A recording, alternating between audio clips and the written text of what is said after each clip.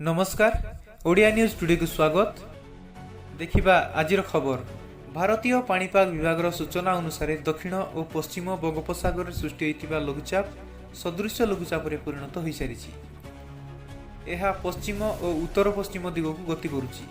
आज यह अवपात परिणत हेब। परवर्ती 24 घंटार यह आहुरी घनीभूत हो तमिलनाडु और आंध्र प्रदेश उपकूल को गति करिबो। ओडिशा उपरे यार प्रभाव कम रहिबो।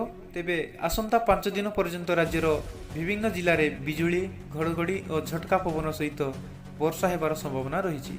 अपरपक्षे 26, 27, 28 और 29 तारिख बेलू बंगोपसागर में आउ 2टी लघुचाप हेबार संभावना थिबा कहिसंती पाणीपाग विशेषज्ञ। सेहीपरि दक्षिण ओडिशा को आगामी किछि दिन में प्रबल वर्षा थिबारु रेड अलर्ट जारी करा जायछि। Bureau report Odia news today.